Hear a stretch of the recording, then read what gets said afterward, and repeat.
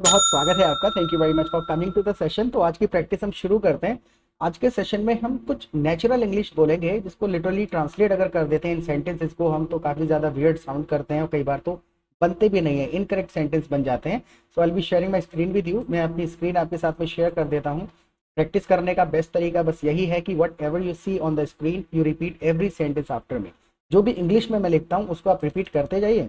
इससे आपको प्रोनाउंसिएशन की आदत भी पड़ेगी और सेंटेंसेस के स्ट्रक्चर याद हो जाएंगे and you will be able to create new sentences on the basis of these structures. इन्हीं स्ट्रक्चर्स के एक दो एग्जांपल भी हम साथ साथ लेते हुए चलेंगे। तो सबसे पहला सेंटेंस है हमारे पास में, क्या आप मेरे चैनल पर पहली बार आए हैं? Have you come to my channel for first time? Have you come to my channel for first time? यहाँ पर हमें फॉर का इस्तेमाल करना है, इस चीज को बस याद करना है। Have you come to my channel for first time. अब देखिए एक चीज को और मैं आपको बता देता हूँ, सारे के सारे शब्दों को यूज करने की कोशिश नहीं करनी है, फीलिंग समझ लेनी है। और उसको फीलिंग को जब आप समझ जाएंगे तो उसको बोलने के बहुत सारे तरीके होंगे आपके पास में। मैं इसको दूसरे तरीके से भी आपसे पूछ सकता हूँ। Is it your first time watching my channel? Is it your first time watching my channel? क्या आप पहली बार मेरा चैनल देख रहे हैं या वीडियो देख रहे हैं? Is it your first time watching my channel? या फिर have you come to my channel for first time? क्या आप मेरे चैनल पर पहली बार आए हैं? कहने का तात्पर्य क्या है कि शब्दों को ट्रांसलेट नहीं करना है, फीलिंग को एक्सप्रेस करना सीखना है। इंग्लिश में अपने ही तरीके से बोली जाती हैं लैंग्वेजेस, इनको कनेक्ट नहीं करना है मैक्सिमम केसेस में।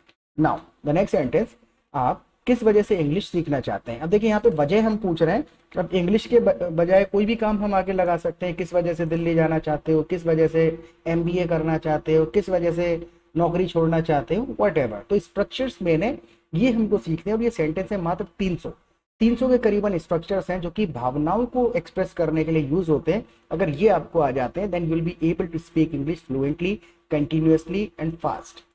जिस तरीके की इंग्लिश आप बोलना चाहते हैं उसका ये है फॉर्मूला, ये है सारा का सारा वो कंटेंट। ओके। आप किस वजह से अंग्रेजी सीखना चाहते हैं? What purpose are you learning English for? देखिए कई सारे तरीके हैं। पर्पस क्या है? What purpose do you want to learn English for? किस वजह से सीखना चाहते हैं, या फिर what purpose are you learning English for, किस लिए सीख रहे हैं, किस वजह से। अब ये जो फॉर है ये हम लास्ट में भी यूज कर सकते हैं या फिर हम स्टार्टिंग में भी यहाँ पर यूज कर सकते हैं, बिल्कुल स्टार्टिंग में। For what purpose do you want to learn English, या फिर for what purpose are you learning English, right? Okay. Now the next sentence is, मुझे जल्दी ऑफिस पहुंचना है। एक चीज और है कि अगर चैनल पर पहली बार आए हैं तो सब्सक्राइब जरूर कर लीजिएगा, क्योंकि रोजाना लगभग एक ऐसा सेशन अपलोड करते हैं हम। ये 65वां या 66वां वीडियो होगा।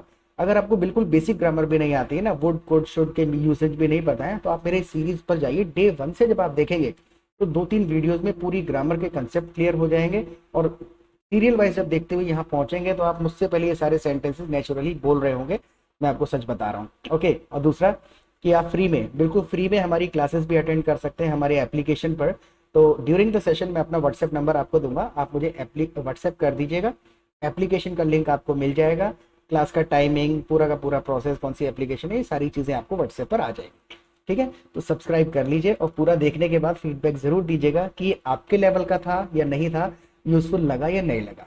Right, the session is not gonna be very long, it will hardly take 12 और 15 मिनट्स मैक्सिमम। ओके। हाँ, तो मुझे जल्दी ऑफिस पहुंचना है। I have to reach office early. हम यहाँ पर टू का इस्तेमाल अगर ना भी करें तब भी ये सेंटेंस ग्रामेटिकली कंप्लीट है। I have to reach office early या फिर I have to reach to office early भी आप कह सकते हैं। तो ये छोटी छोटी चीजें हैं जो डाउट्स हैं हमको रोक लेते हैं। So I have to reach to office early या I have to reach office early, दोनों कहे जा सकते हैं।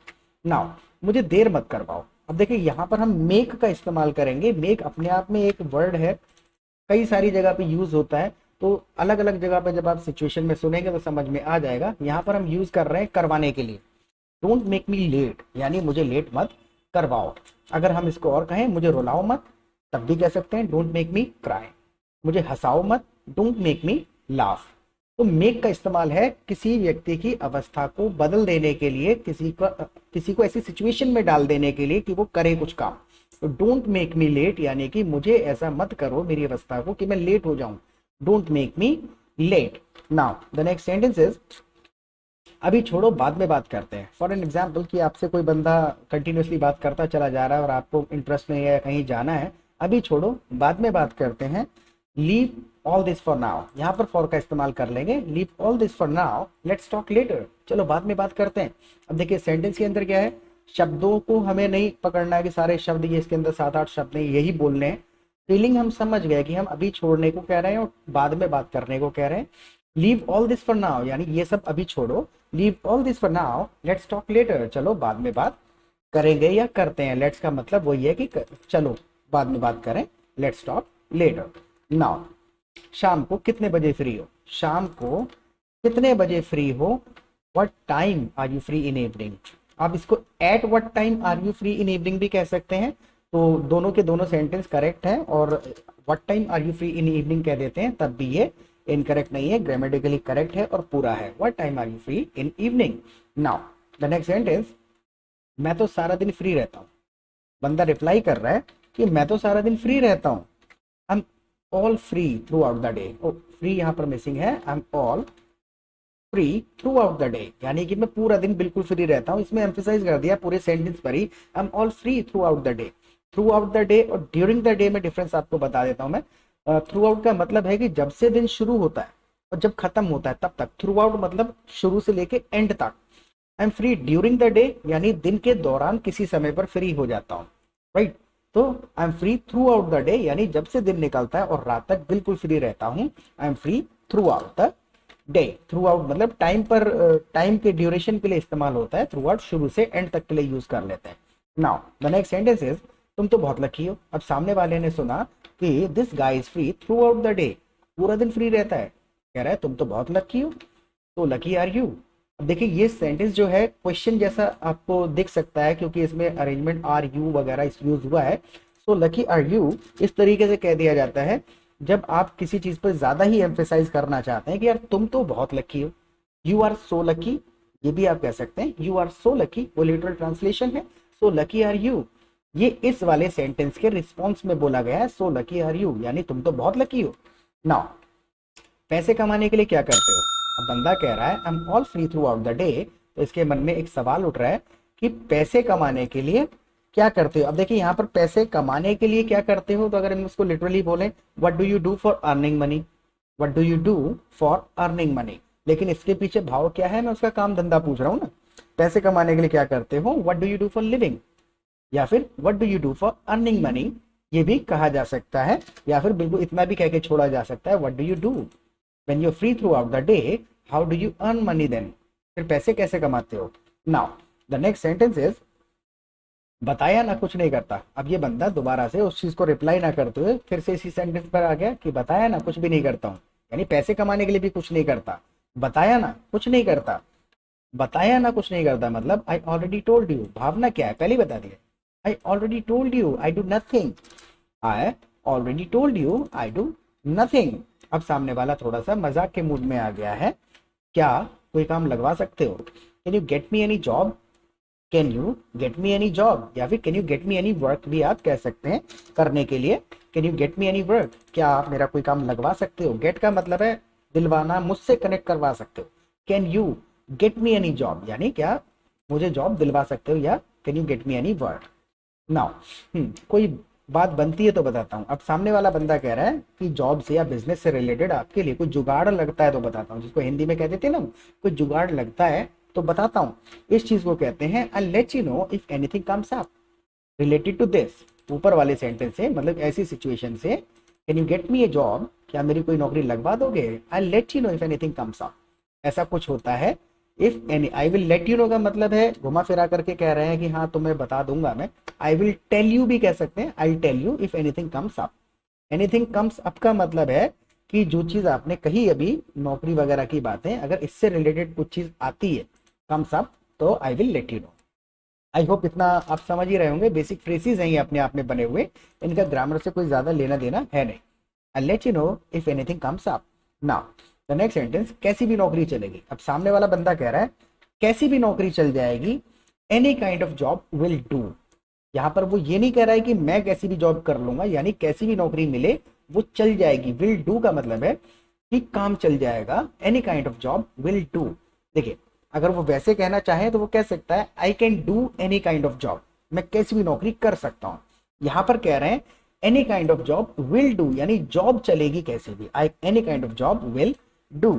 अगर इसी के बेसिस पर एक सेंटेंस हमको बनाना है कि फॉर एन एग्जाम्पल आपने किसी बंदे से 50 रुपए मांगे और उसने कहा कि 50 तो नहीं है यार, 20 रुपए में काम चल जाएगा, तो आप कह सकते हैं यस 20 रुपीज विल डू, यानी 20 रुपए से काम चल जाएगा। तो यहाँ बंदा कह रहा है any kind of job will do, कैसी भी नौकरी से काम चल जाएगा।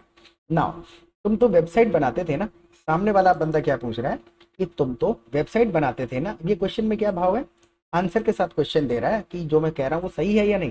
तुम तो वेबसाइट बनाते थे ना, you used to create websites, आप वेबसाइट बनाते थे। देखिए ये वाला जो क्वेश्चन है ये पहले नॉर्मल सेंटेंस बोल दिया जाता है, you used to create websites, आप वेबसाइट बनाया करते थे। डिड यू, या फिर you used to create websites didn't you. देखिए डिड यू लगा देंगे या डिडंट यू लगा देंगे, दोनों में कोई फर्क नहीं है, बस इतना है you used to create websites. Did you जब हमने कह दिया तो हम पॉजिटिवली पूछ रहे हैं कि तुम तो वेबसाइट बनाते थे ना, ये हो गया इसका meaning. You used to create websites didn't you, तुम तो वेबसाइट बनाते थे, नहीं बनाते थे क्या। Getting my point. भाव है, भाव को बोलने के लिए है, अदरवाइज इसका ग्रामर से कोई लेना देना नहीं है। डिड यू या डिडंट यू, आप दोनों में से एंड में कोई भी ये वाला फ्रेज यूज कर सकते हैं इस सेंटेंस को क्वेश्चन में कन्वर्ट करने के लिए। You used to create websites did you, बनाते थे ना तुम। नाउ द नेक्स्ट सेंटेंस, अगर ये वाला आपको समझ में आया हो तो इस सेंटेंस के आधार पर, एक स्ट्रक्चर के आधार पर आप कोई भी क्वेश्चन या कोई भी सेंटेंस लिख करके देखिए कमेंट सेक्शन में, देखते हैं स्ट्रक्चर बना या नहीं बना। Okay now the next sentence, बनाता तो था। अब सामने वाला कह रहा है हाँ वेबसाइट बनाता तो था, अब इसमें वो एम्फेसाइज कर रहा है इस पे कि बनाता तो था, जो तुम कह रहे हो वो सही है। Yes I used to do that, yes I used to, मैं किया करता था, do that, I used to do that, हाँ जो तुम कह रहे हो वो मैं किया करता था। Now the next sentence is, लेकिन वो काम अकेले का नहीं है, यानी कि आई यूज टू क्रिएट वेबसाइट्स, मैं वेबसाइट बनाया करता था लेकिन वो काम अकेले का नहीं है।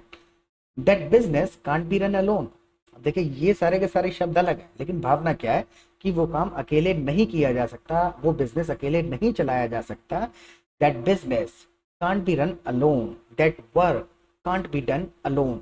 देखिए जब भी हम इसको थोड़ा सा पैसिव वे में कह रहे हैं, that business can't be run alone, यहाँ तो रन का थर्ड फॉर्म भी वही रहता है। अगर हम इसको कहें that business can't be done alone, वो बिजनेस अकेला नहीं किया जा सकता, तो इस कंडीशन में थर्ड फॉर्म का यूज करना है हमको। That business can't be done alone, अकेले काम नहीं किया जा सकता वेबसाइट बनाने का। That is why I just shut it down, इसलिए मैंने उसको बंद कर दिया। नाउ द नेक्स्ट सेंटेंस, और जहां मैं रहता हूं यहाँ कोई डिजाइनर नहीं है, यानी कि that website creation business can not be done alone, और जहां मैं रहता हूं यहाँ पर कोई डिजाइनर नहीं है। अब जहां मैं रहता हूं यहाँ पर कोई डिजाइनर नहीं है, जहां मैं रहता हूं, the place where I live, जहां मैं रहता हूं, the place where I live there is no developer here, जहां मैं रहता हूं वहां पर कोई डेवलपर नहीं है, डिजाइनर डेवलपर एक ही होता है। The place where I live there is no developer here, यहाँ पर कोई डेवलपर नहीं है। तो बिल्कुल बेसिक से ही सेंटेंसेस घुमा फिरा करके यूज होते रहते हैं।